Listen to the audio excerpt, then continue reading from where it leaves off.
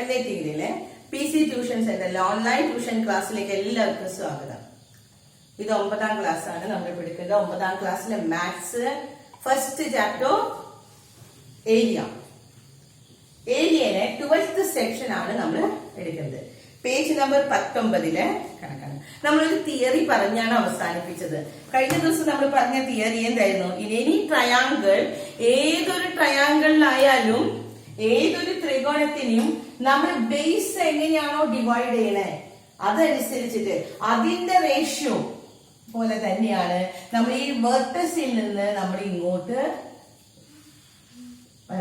ഒരു വെർട്ടസിൽ നിന്ന് നമ്മൾ ട്രയാങ്കിളിനെ എങ്ങനെ ഡിവൈഡ് ചെയ്യണോ, ഈ ട്രയാങ്കിളിന്റെ ഈ സൈഡ്, ഈ വെർട്ടസിന് ഓപ്പോസിറ്റ് ആയിട്ടുള്ള സൈഡിനെ എങ്ങനെ ഡിവൈഡ് ചെയ്യണോ ആ റേഷ്യോയിലാണ് ഈ ഓരോ ചെറിയ ട്രയാങ്കിളിന്റെയും ഏരിയ.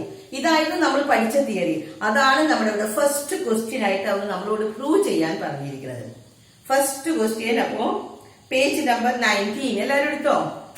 19ാമത്തെ പേജിലെ ഫസ്റ്റ് ക്വസ്റ്റ്യനിൽ പറയുന്നത്, ഇൻ ദ പിക്ചർ ബിലോ, രണ്ട് പടം അവിടെ തന്നിട്ടുണ്ട്. 2 lines are drawn from the top of the vertex. കണ്ടോ, ഈ ശീർഷത്തിൽ നിന്ന് 2 ലൈനുകൾ വരച്ചിരിക്കുകയാണ്. of a triangle to the bottom side. എല്ലാവർക്കും ചോദ്യം കിട്ടിയോ? ഒരു ത്രികോണത്തിന്റെ, ഒരു ട്രയാങ്കിളിന്റെ ഈ വെർട്ടസിൽ നിന്ന് ഓപ്പോസിറ്റ് സൈഡിലേക്ക് എന്താണ്? ഓപ്പോസിറ്റ് സൈഡിലേക്ക് ഈ ഡിവിഷൻ ചെയ്തേക്കണില്ലേ, ഇതും ഈ ട്രയാങ്കിളിന്റെ ഏരിയയും സെയിം റേഷ്യോ ആണ് നമ്മൾ പ്രൂവ് ചെയ്യണം. Prove that the ratio in which these lines divide the length of the bottom side is equal to the ratio of the area of the 3 small triangles. ഈ 3 ട്രയാങ്കിൾസിന്റെയും ഏരിയയും ഈ വശങ്ങളും നമ്മളിപ്പോ ഇതിനെ ഡിവൈഡ് ചെയ്യാം. സംഖ്യ നോക്കട്ടെ, അവിടെ പ്രൂവിംഗ് ആണ്. അതുകൊണ്ട് ഇവിടെ നിന്ന് ഇവിടത്തോളം വരെയുള്ളതിന് നമ്മള് A കൊടുക്കാം, ഇവിടെ നിന്ന് ഇവിടത്തോളം വരെയുള്ളത് B കൊടുക്കാം, ഈ സൈഡിന് നമ്മൾ C കൊടുക്കാം. അപ്പൊ ഈ വശത്തിനെ നമ്മൾ ABC എന്ന് പറഞ്ഞൊരു ട്രയാങ്കിളിന്റെ പേര് കൊടുക്കുക, PQR. ഈ PQR എന്ന് പറയുന്ന ട്രയാങ്കിൾ നമുക്ക് തന്നിട്ടുണ്ട്. എന്നിട്ട് അതില് എന്താ ചെയ്യാൻ പറഞ്ഞേക്കുന്നത്? ഈ PQR എന്ന് പറയുന്ന ട്രയാങ്കിളിന്റെ ബേസിനെ നമ്മൾ ഇങ്ങനെ ഡിവൈഡ് ചെയ്യാം. 3 ഭാഗമാക്കാനാണ് പറയുന്നത്. ഒരു പടത്തിൽ തന്നിട്ടുണ്ട്. ഇതൊരു ചെറിയ ട്രയാങ്കിളാണ്, കണ്ടില്ലേ എല്ലാവരും? ടെക്സ്റ്റ് ബുക്കിലെ ഫസ്റ്റ് ക്വസ്റ്റ്യൻ. ഇതൊരു ചെറുതായിട്ട്, അതിനേക്കാളും കുറച്ചും കൂടി വലുതാണ് ഇവിടെ. പിന്നെ ഈ സൈഡ് 2 ഭാഗങ്ങൾ. പിന്നെ അപ്പൊ നമുക്കത് കൃത്യമായിട്ട് 3 അളവല്ല. അതുകൊണ്ടാണ് ഇത് A, ഇത് B, ഇത് C കൊടുത്തത്. ഇനി നമ്മളോട് പ്രൂവ് ചെയ്യാൻ പറഞ്ഞിരിക്കുന്നത് എന്താണ്? ഇതിന്റെ റേഷ്യോ എന്താണ്? The ratio of the area of the 3 smaller ട്രയാങ്കിൾസും പിന്നെ എന്താണ്? The ratio of the line which divide the length of the bottom side. ഈ ബോട്ടം സൈഡിനെ, ഈ അടിവശത്തുള്ള ഈ ലൈൻ കണ്ടോ, ട്രയാങ്കിളിന്റെ ഈ ലൈൻ ഏതാ? QR. അതിനെ ഡിവൈഡ് ചെയ്തേക്കുന്ന റേഷ്യോ ഏതാ? ഏത് അനുപാതത്തിലാണ് ഇപ്പൊ നമ്മൾ പങ്കുവച്ചിരിക്കുന്നത്? ഇവരിങ്ങനെ ക്വസ്റ്റ്യൻ തന്നിട്ടുള്ളൂ. നമ്മളാണ് ABC, ഏതൊരു വാരിയബിൾ വേണമെങ്കിലും ഇട്ട് കൊടുത്തോട്ടോ. ഇവിടെ A, ഇത് B, ഇത് C. അപ്പൊ ഇതിന്റെ റേഷ്യോ എങ്ങനെ എഴുതാം? ഈ ഓപ്പോസിറ്റ് സൈഡ് നമ്മുടെ ചോദ്യത്തിന്റെ 1ാമത്തെ ഭാഗമാണ് ഈ വശത്തിന്റെ റേഷ്യോ എഴുതാൻ. ഈ വശത്തിന്റെ റേഷ്യോ എന്താണെന്ന് നോക്കിയാൽ എങ്ങനെ എഴുതാം? നിങ്ങൾ ആദ്യത്തെ സ്റ്റെപ്പ് അപ്പൊ എന്താ എഴുതേണ്ടത്? ഓപ്പോസിറ്റ് സൈഡ് QR-ന്റെ റേഷ്യോ, എതിർവശത്തുള്ള QR എന്ന വശത്തിന്റെ അനുപാതം, റേഷ്യോ. ഏത് അനുപാതത്തിലാണ്? A:B:C. കിട്ടിയോ? എങ്ങനെ നമ്മൾ ഡിവൈഡ് ചെയ്യുന്നത്? ABC. അപ്പൊ അതിന്റെ റേഷ്യോ എഴുതിയില്ലേ? ഇതാണ്. ഇനി ഏരിയയുടെ റേഷ്യോ കാണണം. എന്നിട്ട് അത് രണ്ടും ഈക്വൽ ആണെന്ന് കാണണം കേട്ടോ. അപ്പൊ ഓരോന്നിന്റെയും ഏരിയ നമ്മൾ എഴുതാൻ പോവാണ്. ഇവിടെ ഈ ഒരു ട്രയാങ്കിൾ, ഫസ്റ്റ് ട്രയാങ്കിളിന്റെ ഏരിയ എത്രയാണ്? ഫസ്റ്റ് ട്രയാങ്കിളിന്റെ ഏരിയ കാണാനുള്ള ഫോർമുല എന്താണ്? Half B into H. B into H. അതിൽ ഇതിന്റെ B എത്രയാ? ബേസ്. ഈ ട്രയാങ്കിളിന്റെ കേട്ടോ, ഈ ഒന്നാമത്തെ ട്രയാങ്കിളിന്റെ ബേസ് പാദം എത്രയാ? A ആണ് കൊടുത്തിരിക്കുന്നത് അല്ലേ?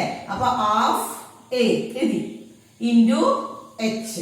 H എല്ലാത്തിനും സെയിം ആണ്. കാരണം നമ്മൾ ഇവിടെ ഇങ്ങനെ ഒരു പാരലൽ ലൈൻ വരച്ചു കഴിഞ്ഞാൽ നമ്മൾ പറഞ്ഞു ഇതിന്റെ ഉന്നതി സെയിം അല്ലേ? ഈ 3 ട്രയാങ്കിളിന്റെ ഉന്നതി H സെയിം ആണ്. അപ്പൊ അതുകൊണ്ട് ഫസ്റ്റ് വണ്ണിന്റെ ഏരിയ, നമ്മുടെ ഏരിയ കാണാനുള്ള ഫോർമുല ആദ്യം എഴുതി വയ്ക്കാം. ട്രയാങ്കിളിന്റെ ഏരിയ കാണാനുള്ള formula half B into H ആണ്. അപ്പൊ ഒന്നാമത്തെ ട്രയാങ്കിളിന്റെ ഏരിയ, ഫസ്റ്റ് ട്രയാങ്കിളിന്റെ ഏരിയ, ഒന്നാമത്തെ ത്രികോണത്തിന്റെ പരപ്പളവ്, അങ്ങനെ എഴുതണേ. ഫസ്റ്റ് ട്രയാങ്കിളിന്റെ ഏരിയ, ഒന്നാമത്തെ ത്രികോണത്തിന്റെ പരപ്പളവ് എത്രയാണ്? ഹാഫ്. ഇവിടുത്തെ ബി ബേസ് എത്രയാ? പാദം ബേസ് എ ആണ് കേട്ടോ. A into H height. അടുത്തത് നിങ്ങൾ എഴുതേണ്ടത് രണ്ടാമത്തെ ട്രയാങ്കിളിന്റെ ഏരിയ. രണ്ടാമത്തെ ട്രയാങ്കിളിന്റെ ഏരിയ എത്രയാ? ഹാഫ്. അതിന്റെ ബേസ് എത്രയാ? ഇവിടെ നിന്ന് ഇവിടത്തോളം വരെ എത്രയാ? ബി ആണ് അല്ലെ. ഇതാണ് രണ്ടാമത്തെ ട്രയാങ്കിൾ. അപ്പൊ അതിന്റെ ആദ്യത്തെ സ്റ്റെപ്പ് ഒന്നാമത്തെ ത്രികോണത്തിന്റെ പരപ്പളവ് എഴുതിയില്ലായിരുന്നു. ഒന്നാമത്തെ ത്രികോണത്തിന്റെ പരപ്പളവ്. പിന്നെ എഴുതേണ്ടത് രണ്ടാമത്തെ ത്രികോണത്തിന്റെ പരപ്പളവ്. Area of the first triangle എഴുതി ഹാഫ് എ ഇൻറ്റു എച്ച് ആണ്. ഇവിടെ area of the second triangle, രണ്ടാമത്തെ ത്രികോണത്തിന്റെ പരപ്പളവ് ഹാഫ്. ഇത് ബി ആണ് ബേസ്, ബി ഇൻറ്റു എച്ച്. മൂന്നാമത്തെ അടുത്ത് എഴുതുന്നത് എന്താണ്? തേർഡ് സ്റ്റെപ്പ് എന്താണ്? Area of the third triangle, മൂന്നാമത്തെ ത്രികോണത്തിന്റെ പരപ്പളവ് ഹാഫ്. പറഞ്ഞോ എന്താ ബേസ് ഏതാ? സി ആണ്, സി ഇൻറ്റു എച്ച്. കിട്ടിയില്ലേ? അത് 3 എഴുതി കഴിഞ്ഞാൽ അടുത്ത സ്റ്റെപ്പ് നമുക്ക് എഴുതാം റേഷ്യോ അല്ലെ. അതല്ലേ നമ്മുടെ ചോദ്യം. Ratio of the 3 triangle, ratio of the area of the 3 triangles, 3 ത്രികോണത്തിന്റെയും പരപ്പളവുകളുടെ അംശബന്ധം. സ്റ്റെപ്പ് കിട്ടിയില്ലേ എല്ലാവർക്കും? എന്നതാ 3 ത്രികോണത്തിന്റെയും പരപ്പളവിന്റെ അംശബന്ധം. The ratio of the area of the 3 triangle. ഇത് 3 നമ്മൾ റേഷ്യോ ആക്കി എഴുതണം. ആദ്യം 1/2 AH is to half B into H is to half C into H. ഇതാണ് നമ്മളിപ്പോ റേഷ്യോ. ഈ സ്റ്റെപ്പ് കിട്ടി. അപ്പൊ ആദ്യം ഫസ്റ്റ് വണ്ണിന്റെ ഏരിയ എഴുതി, സെക്കൻഡ് വണ്ണിന്റെ ഏരിയ എഴുതി, തേർഡ് വണ്ണിന്റെ ഏരിയ. ഒന്നാമത്തെ പരപ്പളവ്, രണ്ടാമത്തെ പരപ്പളവ്, മൂന്നാമത്തെ പരപ്പളവ്. മലയാളം മീഡിയംകാരും ഇംഗ്ലീഷ് മീഡിയം തിരിച്ച് ശരിക്കും എഴുതണം കേട്ടോ. ഇനി അടുത്ത ലൈനാണ് എഴുതേണ്ടത്. The ratio of the 3 triangles, area of the 3 triangles, ratio of the area of the 3 triangles, 3 ത്രികോണങ്ങളുടെയും പരപ്പളവിന്റെ അംശബന്ധം എന്ന് പറഞ്ഞിട്ട് ഇത് എഴുതണം. ഇനി റേഷ്യോ നമ്മൾ എഴുതി കഴിഞ്ഞാൽ നമുക്ക് കോമൺ ആയിട്ടുള്ളതൊക്കെ വെട്ടിക്കളയാം. വെട്ടിക്കളഞ്ഞേ ഇവിടെ ഹാഫ് ഹാഫ് ഹാഫ്. പിന്നെ ഏതാ കോമൺ ആയിട്ടുള്ളത്? H H H. എല്ലാത്തിന്റെയും എച്ച് സെയിം അല്ലേ? എല്ലാ ട്രയാങ്കിളിന്റെയും എച്ച് ഇവിടെ പാരലൽ ലൈൻ വരച്ചാൽ ഹൈറ്റ് സെയിം ആണ്. അപ്പൊ ഇവിടുത്തെ റേഷ്യോ ബാക്കി ഏതാ കിട്ടിയത്? A is to B is to ഇവിടെ സി. ശരിയായോ? നമ്മുടെ സൈഡിന്റെ ഓപ്പോസിറ്റ് സൈഡിന്റെ റേഷ്യോ നമ്മൾ നേരത്തെ എഴുതി വെച്ചിരുന്നു. വശത്തിന്റെ അംശബന്ധം ഏതാ? എയും ബിയും സിയും അല്ലെ. A is to B is to C. ഇപ്പൊ നമ്മൾ കിട്ടി ഏരിയയുടെ പരപ്പളവിന്റെ റേഷ്യോ എത്ര കിട്ടി? A is to B is to C. ഇത് രണ്ടും ഈക്വൽ അല്ലേ? അപ്പൊ therefore ആയതുകൊണ്ട് നമ്മുടെ ചോദ്യം എഴുതാം. പ്രൂവ് ചെയ്യാൻ പറ്റും. therefore എന്താണ്? therefore approve കഴിഞ്ഞിട്ടുള്ളത് ബാക്കിയോ? therefore the area of the line divides the length of the bottom is equal to the ratio of the area of the 3 small triangles. എതിർവശത്തുള്ള വശങ്ങളുടെ അംശബന്ധവും പരപ്പളവിന്റെ അംശബന്ധവും രണ്ടും തുല്യമാണ്. ആയതുകൊണ്ട് എതിർവശത്തുള്ള വശങ്ങളുടെ അംശബന്ധവും പരപ്പളവുകളുടെ അംശബന്ധവും തുല്യമാണ്. കിട്ടിയില്ലേ കണക്ക്? എല്ലാവർക്കും മനസ്സിലായോ? നമ്മുടെ തിയറി വെച്ചാണ് നമ്മൾ എടുത്തത് കേട്ടോ. ഏത് തിയറി പറഞ്ഞത്? എന്താ നമ്മൾ പഠിച്ച തിയറി? ഏതൊരു ട്രയാങ്കിളിന്റെ ഏരിയയും കഴിഞ്ഞ ദിവസം പറഞ്ഞ തിയറിയാണ്. ഒന്നുകൂടി പറയാം. If you take any triangle, എന്താണ് ഏരിയ ഈസ് ഈക്വൽ ടു, ഏരിയയുടെ റേഷ്യോ എന്തിന് ഈക്വൽ ആയിരിക്കും? ദ ഓപ്പോസിറ്റ് സൈഡിന്റെ റേഷ്യോക്ക് ഈക്വൽ ആയിരിക്കും. എതിർവശത്തുള്ള വശങ്ങളുടെ അനുപാതത്തിന് തുല്യമായിരിക്കും ത്രികോണത്തിന്റെ പരപ്പളവ്. അടുത്ത കണക്ക് എഴുതാം. രണ്ടാമത്തെ ക്വസ്റ്റ്യൻ. ഫസ്റ്റ് ക്വസ്റ്റ്യൻ അപ്പൊ കഴിഞ്ഞു. നെക്സ്റ്റ് പേജ് നമ്പർ 20 ആണ്.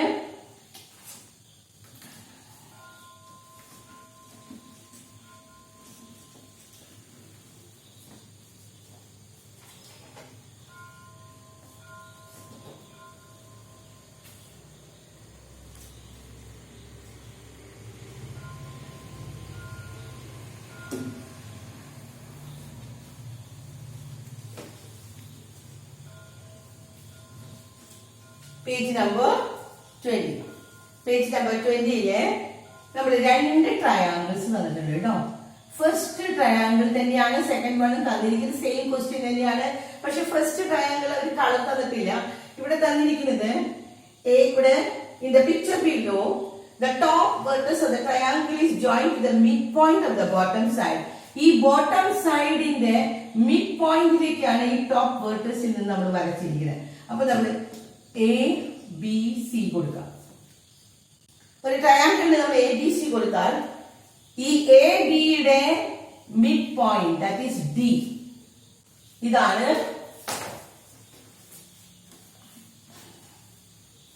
ഇവിടെ കൊടുത്തിരിക്കുന്നത്, D കൊടുത്തിട്ടുണ്ട്. ഇനി വേറൊരു ലൈൻ കൂടി തന്നിട്ടുണ്ട്.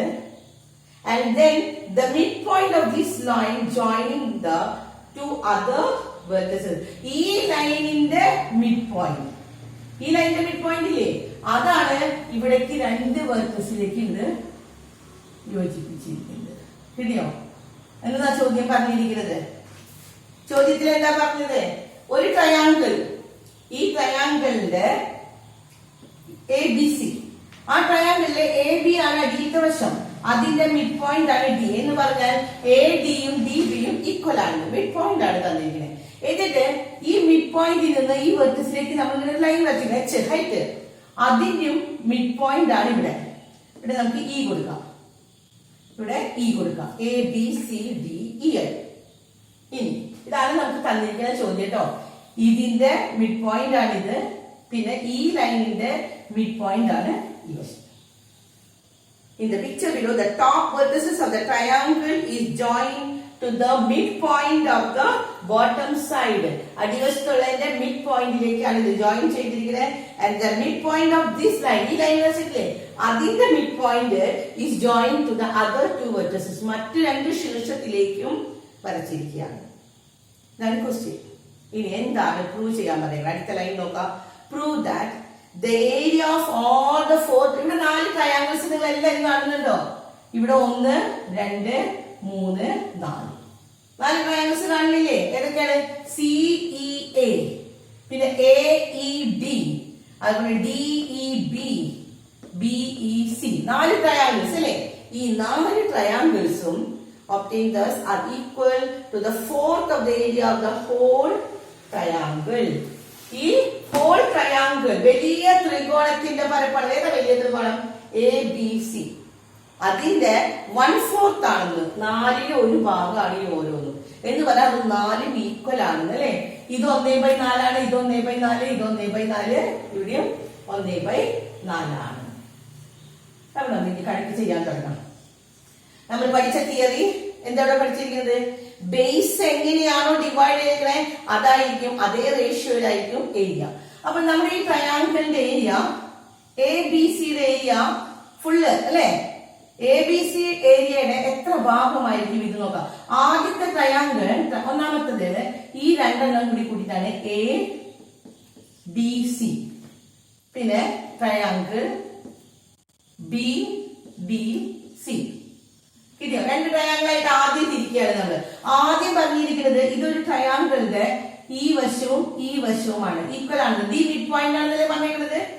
D മിഡ് പോയിന്റ് ആണെങ്കിൽ AD = DB ആണ്. അപ്പൊ ഇതിന്റെ ഏരിയ എത്രയായിരിക്കും? ADCയുടെ ഏരിയ, ADCയുടെ ഏരിയ, ഇതിന്റെ ഏരിയ എന്ന് പറഞ്ഞാൽ ടോട്ടൽ ഏരിയയുടെ എത്രയായിരിക്കും? പകുതിയായിരിക്കും ഇത് അല്ലേ? കാരണം എന്താണ്?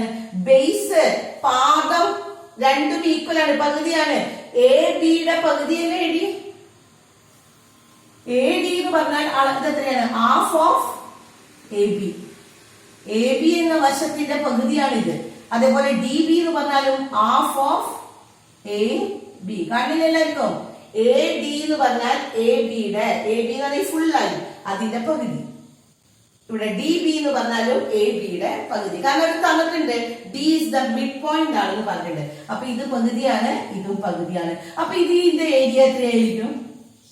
ഇതിന്റെ ഏരിയ നമ്മുടെ ഇതാണ്. എന്താ നമ്മുടെ ലൈൻ വരുന്നത്? നമ്മുടെ തിയറി എന്താണ് വരുന്നത്? പാദത്തിന്റെ അനുപാതത്തിലായിരിക്കും area.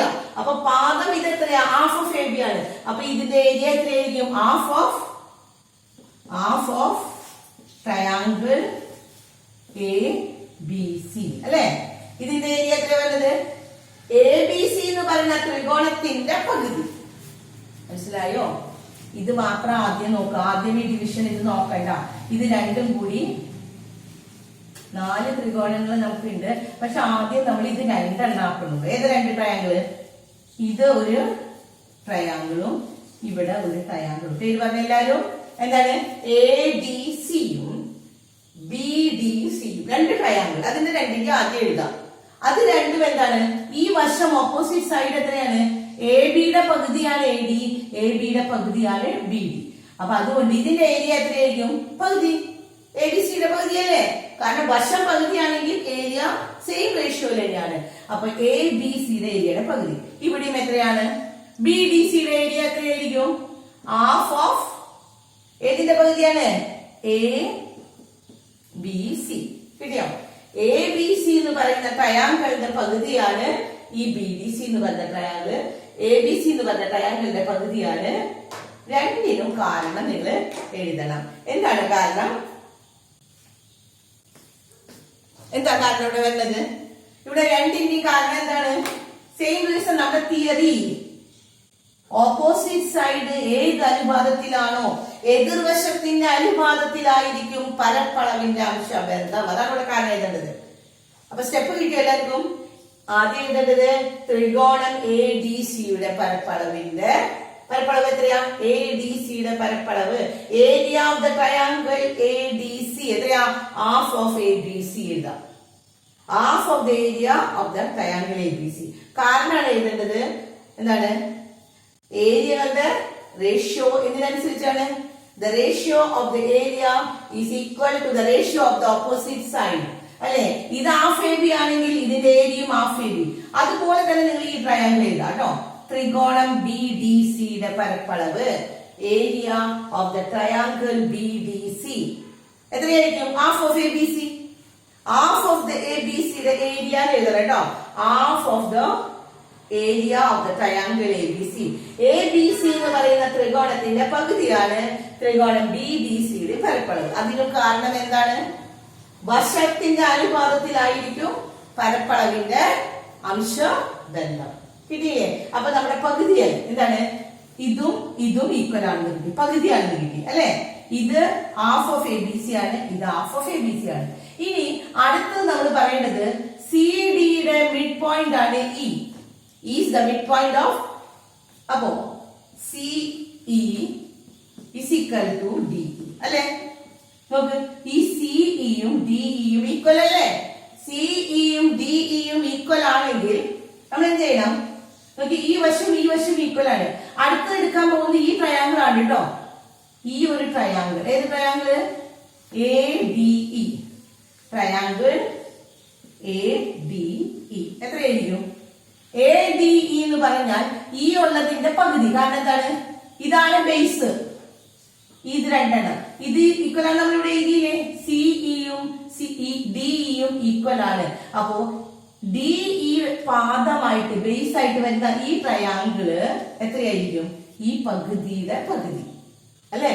Half of A B C ആണ് ഇത്. ഇത് ഫുള്ള് അതിന്റെ പകുതിയാണ്. അപ്പൊ നമ്മൾ എന്താ എഴുതാം? ഇത് ഹാഫ് ഓഫ് ഇതിന്റെ half A B C.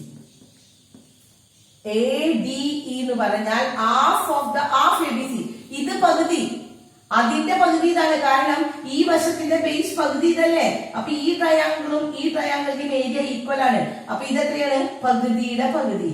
That is 1/2 into 1/2 എത്രയാ വന്നത്? 1/4 ഓഫ് എ ബി സി. അപ്പൊ നമ്മൾ ആദ്യത്തെ പ്രൂവ് ചെയ്തു കഴിഞ്ഞു. ഈ ഒന്നാമത്തത് എന്താണ്? 1/4.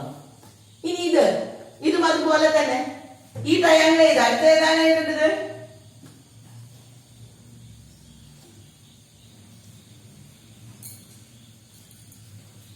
ഇപ്പൊ നമ്മൾ എ ഡി ഇ കണ്ടു. ഇനി അടുത്തത് എഴുതേണ്ടത് ട്രയാങ്കിൾ ഏതാ? A E C. A E C. അതിന്റെ ഏരിയ എത്രയായിരിക്കും? എ ഇ സിയുടെ ഏരിയ പറയും. സിഇയും ഡിഇയും ഈക്വൽ അല്ലേ. അപ്പോ ഇത് പകുതിയാണ്, അതിന്റെ പകുതിയാണ് ഇത്. അപ്പൊ ഇവിടെ എഴുതണം A E C equal to half of the triangle. ഇതിന്റെ എ ഡി സി ആണ്. എ ഡി സി എന്ന് പറഞ്ഞാൽ എന്താണ്? Half of A B C. അപ്പൊ ഇതും കിട്ടി നമുക്ക് എത്രയാണെന്ന്? 1/4 ഓഫ് എ ബി സി. ഇതിന് കാരണം എന്താണ്? സിഇയും ഡിഇയും ഈക്വൽ ആണ്. അപ്പൊ ഇത് ഈ പകുതിയുടെ പകുതി, അപ്പൊ 1/4. അപ്പൊ ഇവിടെയും 1/4 ആണ്, ഇവിടെയും 1/4 കിട്ടി. ഇനി ഇപ്പത്തെ സൈഡില് ഇതുപോലെ തന്നെ എഴുതാട്ടോ. അടുത്ത ട്രയാങ്കിൾ ഏതാണ്? D B E. Triangle D B E അതെത്രയാണ്? ഈ പകുതിയുടെ പകുതി, ഈ പകുതിയുടെ പകുതി. അപ്പൊ എന്താണ് ഇവിടെ വരുന്നത്? ഇതെത്രയാ വരുന്നത്? എ ബി സിയുടെ പകുതിയാണ് ഈ വശം. അതിന്റെ പകുതി എന്ന് പറയുമ്പോ ഹാഫ് എ ബി സി. അപ്പൊ അതും എഴുതാം 1/4 ഓഫ് എ ബി സി. കിട്ടിയില്ലേ? ഇനി ലാസ്റ്റ് വൺ ഇതാണ് B E C. Triangle B E C. അതേതിന്റെ അതും ഇതുപോലെ തന്നെ സിഇയും ഡിയും ഈക്വൽ ആയതുകൊണ്ടാണ് കേട്ടോ ഇതും ഈക്വൽ ആയത്. ഇവിടെയും ബേസ് ഈക്വൽ ആണ്. അപ്പൊ ഇപ്പത്തെ സൈഡിലുള്ള ഇതും ഈക്വൽ ആണ്. ഇതും എത്ര കിട്ടി? 1/4 ഓഫ് എ ബി സി. കാരണം half of the triangle A B C, half A B C ആണ്. അപ്പോ നമ്മൾ പ്രൂവ് ചെയ്ത് കഴിഞ്ഞു. 4ഉം എത്രയാണെന്ന്? ഈ ഫസ്റ്റ് വണ്ണും 1/4 ആണ്, ഇത് 1/4 ആണ്, ഇതും 1/4, ഇതും 1/4. കിട്ടിയോ? കിട്ടിയില്ലേ എല്ലാവർക്കും? അപ്പൊ ഒന്നും കൂടി ഇത് പറഞ്ഞുതരാം. എത്രയാണ്? എന്താണ് പറയുന്നത്? ഇതാണ് നമ്മുടെ ട്രയാങ്കിൾ എ ബി സി. അതിന്റെ ഓപ്പോസിറ്റ് സൈഡ് ഇവിടെ നമ്മൾ മിഡ് പോയിന്റ് ആണ്. അതുകൊണ്ടാണ് ഈ വശവും ഈക്വൽ ആണെന്ന് പറയുന്നത്. ഇത് രണ്ടും ഈക്വൽ ആണെങ്കിൽ ഇതിന്റെയും ഈക്വൽ ആണ്. അപ്പൊ പകുതി പകുതിയായി. പിന്നെ ഇനി അടുത്തത് ഈ വശമാണ് എടുത്തത്, ബേസ് ആയിട്ട് പാദമായിട്ട് ഇത് എടുക്കുക. അപ്പൊ ഈ ട്രയാങ്കിളിന്റെയും പാദം ഇതാണ്. അപ്പൊ ഈ പകുതിയുടെ പകുതി, അപ്പൊ 1/4 ആയി. ഇതും വരെ പകുതിയുടെ പകുതിയായി. അപ്പൊ ഇതും 1/4. അപ്പൊ 4 ഈക്വൽ ആയിട്ടുള്ള ട്രയാങ്കിൾ ആയി. എ ബി സി എന്ന് പറയുന്ന വലിയ ട്രയാങ്കിളിന്റെ 4ൽ ഒരു ഭാഗമാണ് ഈ ഓരോന്നും എന്നാണ് നമ്മളോട് പ്രൂവ് ചെയ്യാൻ പറഞ്ഞത്. അപ്പൊ ഇതെല്ലാവർക്കും മനസ്സിലായില്ലേ? ഓക്കെ.